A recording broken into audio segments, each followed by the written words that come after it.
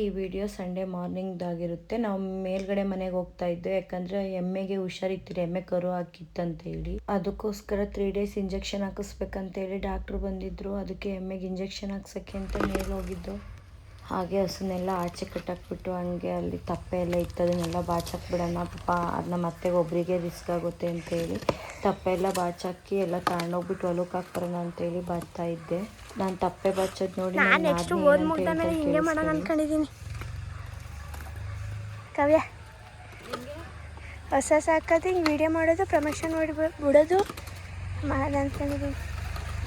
ದೇವರಾಣ Maximus ಹೋಗ್ಬಿಟ್ಟು ಐಸಿಮಸ್ ಆಯ್ತು.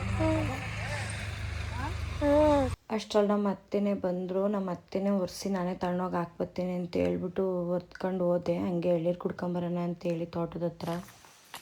ನೀನು ಹೋಯ್ತಾ ಇರಕ್ಕ, ನಾನು ಬರ್ತೀನಿ ಎಳ್ಳೀರು ಕೆಡೋಕ್ಕೆ ರೋಟಿ ತಗೊಂಡ ಅಂತ ಹೇಳ್ದ. ಅದಕ್ಕೆ ಸರಿ ಅಂತ ನಾನು ತೋಟದ ಹತ್ರ ಬಂದೆ. ಸ್ವಲ್ಪ ಶುಂಠಿ ಹಾಕ್ಕೊಂಡಿದ್ರು ಬೇರೆಯವರು, ಅದನ್ನು ಕಿತ್ಕೊಂಡಿದ್ರಂತೆ. ನೋಡಿ ಹೇಗಿದೆ ಹಂಗೆ ಜಮೀನು ಅಂತ ಹೇಳಿ ನೋಡ್ಕೊಂಡು ಹೋಗೋಣ ಅಂತ ಬಂದೆ. ಇವತ್ತು ಎಳ್ಳೀರು ಬರೀ ಕಿಡ್ಗಕ್ಕೆ ಕೇಳಿದ್ದು, ಕಿಡಿಕಳಕ್ಕೆ ಬರೀ ಎಳ್ಳೀರವ್ರು ಬರ್ತೀವಿ ಅಂತ ಹೇಳಿದರು. ಅದಕ್ಕೆ ಅವ್ರು ಬರೋ ಹೊತ್ತಿಗೆ ಸ್ವಲ್ಪ ನಾವು ಎಳ್ಳೀರು ಕುಡ್ಕೊಬಿಡೋಣ ಅಂತ ಹೇಳಿ ತೋಟದ ಹತ್ರ ಬಂದು. ನೋಡಿ ಗೈಸ್ ಹೆಂಗಿದೆ ಅಂತ ತೋಟ.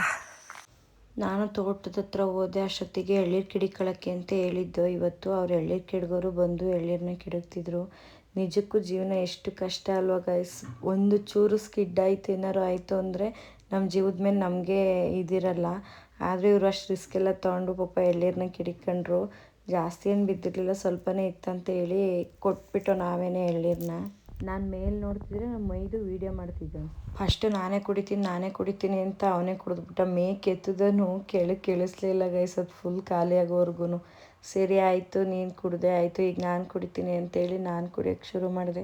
ಬಟ್ ನನಗೆ 1-2 ಎಳ್ಳೀರೆಲ್ಲ ಆಗೋದೇ ಇಲ್ಲ ಗೈಸ್. ಮಿನಿಮಮ್ 10ರಿಂದ 15 ಎಳ್ಳೀರು ನಾನು ಹೋಗೋದೇ ಸ್ಯಾಟರ್ಡೆ ಸಂಡೇ ಊರಿಗೆ. ಹಾಗಾಗಿ ನನಗೆ ಅಷ್ಟು ಎಳ್ಳೀರು ಬೇಕೇ ಬೇಕು ಕುಡಿಯೋಕ್ಕೆ. ಎಳ್ಳೀರು ಕುಡಿಬೇಕಂತಲೇ ನಾನು ತಿಂಡಿ ಏನೂ ಮಾಡಿರಲ್ಲ, ಡೈರೆಕ್ಟ್ ಊಟ ಮಾಡೋಣ ಅಂತ ಹೇಳ್ಬಿಟ್ಟು ಎಳ್ಳೀರನ್ನ ಹೊಟ್ಟೆ ತುಂಬ ಕುಡಿತೀನಿ. ಸರಿ ಎಲ್ಲ ಆಗಿ ಅವರು ಹೋದರು. ಸೊ ಇನ್ನೇನು ಲೇಟಾಗಿತ್ತು, ಆಲ್ರೆಡಿ 12 o'clock 12:30 ಆಗೋಗ್ಬಿಟ್ಟು ನಾನು ಮನೆಗೆ ಬಂದೆ. ಅಜ್ಜಿ ನೋಡಿದರೆ ನಾನು ಬರೋ ಹೊತ್ತಿಗೆ ಚಿಕನ್ ಸಾಂಬಾರೆಲ್ಲ ಮಾಡಿತ್ತು. ನಮ್ಮ ಮಾವ ತಂದ್ಕೊಟ್ಟು ಹೋಗಿದ್ರು ಚಿಕನ್ನ. ಇನ್ನೇನು ಸಂಡೇ ಬಂದಿದ್ದಾಳಲ್ಲ ಅಂತೇಳಿ ಚಿಕನ್ ಮಾಡಿದರು ಮನೆಯಲ್ಲೇ. ಅಜ್ಜಿ ನಾನು ಬೇಡ ಅಂದರು. ಇಲ್ಲ ಹಾಕಿಸ್ಕೊ ತಿನ್ನು, ಯಾಕೆ ತಿನ್ನಲ್ವ ನೀನು ಅಂತ ಹೇಳಿ ಬೇಡ ಅಂದರು. ತಟ್ಟೆ ತುಂಬ ಹಾಕ್ಬಿಟ್ರು ಗೈಸ್ ನನಗೆ ಅವರು. ಸರಿ ಅಂತ ಹೇಳಿ ಆಚೆ ಕಡೆ ಟಿಪಾಯಿ ಮೇಲೆ ಹೋಗಿ ನಿಂಬೆಹಣ್ಣು ಹಾಕ್ಕೊಂಡು, ನನಗೆ ನಮ್ಮ ಅತ್ತೆ ಮಾಡೋ ಚಿಕನ್ ಸಾಂಬಾರು ಅಂದರೆ ಎವ್ವಿ ಇಷ್ಟ ಗೈಸ್ ನನಗೆ. ಮತ್ತು ಮೊನ್ನೆ ಹಸು ಕರು ಹಾಕಿತ್ತು, ನಾನು ಬರೋವರೆಗೂ ಗಿಣ್ಣು ಕಾಯಿಸಲ್ಲ ಅಂತ ಹೇಳ್ಬಿಟ್ಟು ನಮ್ಮ ಅತ್ತೆ ಕಾಯಿಸೇ ಇರಲಿಲ್ಲ. ಯಾಕಂದರೆ ಲಾಸ್ಟ್ ಟೈಮ್ ಕಾಯಿಸಿದಾಗ ಇವರೇ ತಿನ್ಕೊಬಿಟ್ಟಿದ್ರು, ನಾನು ಸೊಸೆಗೆ ಮಡಗಿಲ್ಲ. ಈ ಸಲ ನಾನು ಕಾಯಿಸಲ್ಲ ಅವಳು ಬರೋವರೆಗೂ ಅಂತ ಹೇಳಿ ಈ ಸಲ ಮಾಡಿತ್ತು ಗಿಣ್ಣ. ನನ್ನ ನಾದನೇ ಹಾಕ್ಕೊಡ್ತಾ ಇದ್ಲು ತಟ್ಟೆಗೆ ತಿನ್ನೋಕ್ಕೆ. ವೀಡಿಯೋ ಮಾಡಬೇಡ, ಮನೆದು ಚೆನ್ನಾಗಿಲ್ಲ ಅಂತ ಹೇಳ್ತಿದ್ಲು. ಇನ್ನೂ ಹೊಸ ಮನೆಗೆ ಹೋಗಿಲ್ಲ, ಕಟ್ಟಿದ್ದಾರೆ, ಗೃಹಪ್ರವೇಶ ಮಾಡಿ ಹೊಸ ಮನೆಗೆ ಹೋಗ್ಬೇಕಂತ ಹೇಳಿ. ನಮ್ಮ ಅತ್ತೆ ಗಿಣ್ಣು ಅಂತಲ್ಲ ಗೈಸ್, ಒಸಿ ಚೆನ್ನಾಗಿ ಅಡುಗೆ ತಿಂಡಿ ಮಾಡಲ್ಲ, ಅಷ್ಟು ಟೇಸ್ಟಿಯಾಗಿರುತ್ತೆ. ನಾನು ನನ್ನ ತಮ್ಮ ಎಲ್ಲ ಕುತ್ಕೊಂಡು ಒಟ್ಟಿಗೆ ತಿಂದ್ಬಿಟ್ಟು ಹಂಗೆ ಒಂದು ವೀಡಿಯೋ ಮಾಡೋಣ ಅಂತ ಹೇಳಿ ವೀಡಿಯೋ ಮಾಡ್ಕೊತಾ ಇದ್ದೆ. ಊಟ ಎಲ್ಲ ಆಗಿ ಒಂದು ರೌಂಡು ನಿದ್ದೆ ಮಾಡಿ ಎದ್ಮೇಲೆ ನನ್ನ ತಮ್ಮ ಮೇಲ್ಗೆ ಹೋಗೋಣ ಬಂದ. ಯಾಕೆ ಅಂತ ಕೇಳಿದರೆ ನೋಡಿ, ಫೋಟೋ ಶೂಟಿಗೆ ಅಂತ ರೆಡಿ ಆಗಕ್ಕೆ ಹೋಯ್ತಾವಳು ನಮ್ಮ ಅಕ್ಕ. ಕೆಳಗು ಮನೆಯಿಂದ ಮೇಗ್ಲು ಮಂತಕ್ಕೆ ಜಾತ್ರೆ ಥರ ಇದನ್ನ ಇಟ್ಕೊಂಡು, ಇವನು ಜಾತ್ರೆ ಥರ ದೊಡ್ಡ ಬ್ಯಾಗ್ನ ಎತ್ತಾಕೊಂಡು ಹೋಯ್ತಾ ಇದ್ದಾನೆ. ಹಾಗೆ ನಾನು ರೆಡಿಯಾಗಿ ಒಂದು ವೀಡಿಯೋ ಮಾಡಿಸ್ಕೊಂಡೆ. ಒಂದು ವೀಡಿಯೋ ಆದಮೇಲೆ ಇನ್ನು ಮತ್ತೆ ನಾನು ಬಿಡ್ತೀನ ನಮ್ಮ ಮೈದುನ ಅವನ ಜೊತೆನೂ ಸೇರಿ ಒಂದು ವೀಡಿಯೋ ಮಾಡ್ಕೊಂಡೆ. ನಿಜಕ್ಕೂ ಎಷ್ಟು ಚೆನ್ನಾಗಿ ಬಂತು ಅಂದರೆ 10 ಟೈಮ್ ಟ್ರೈ ಮಾಡಿದ್ವಿ ಗೈಸ್ ಈ ವಿಡಿಯೋಗೋಸ್ಕರ. ಇಲ್ಲ ಮಧ್ಯದಲ್ಲಿ ಯಾರು ಬರೋರು, ಇಲ್ಲಾಂದರೆ ಕ್ಯಾಮ್ರಾ ಏನಾದ್ರು ಆಗೋದು. 10 ಟೈಮು ಟ್ರೈ ಮಾಡಿ ಫೈನಲಿ ಸೂಪರಾಗಿ ಬಂತು ವೀಡಿಯೋ ಮಾತ್ರ. ನಮ್ಮ ಅತ್ತೆಗೆ ಸಾಂಗ್ ಇಷ್ಟ ಅಂತೆ, ಅದಕ್ಕೆ ಹಂಗಂತ ಹೇಳ್ತಾಯಿದ್ರು ಯಾವಾಗಲೂ ಈ ಸಾಂಗಿಗೆ ವೀಡಿಯೋ ಮಾಡು ಅಂತ. ಅದಕ್ಕೆ ನಾನಿವತ್ತು ಹೇಳ್ಕೊಂಬಂದೆ, ನೋಡೋಣ ಬನ್ನಿ ಯಾವ ಥರ ಮಾಡ್ತೀರ ನೋಡಿ ಅಂತ.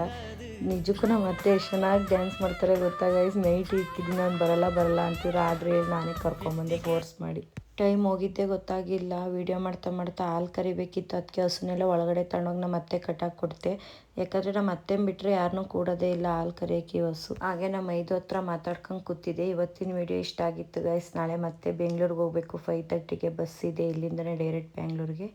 ನಿಮ್ಗೆ ಈ ವಿಡಿಯೋ ಇಷ್ಟ ಆಗಿದ್ರೆ ಶೇರ್ ಮಾಡಿ, ಲೈಕ್ ಮಾಡಿ, ಕಮೆಂಟ್ ಮಾಡಿ.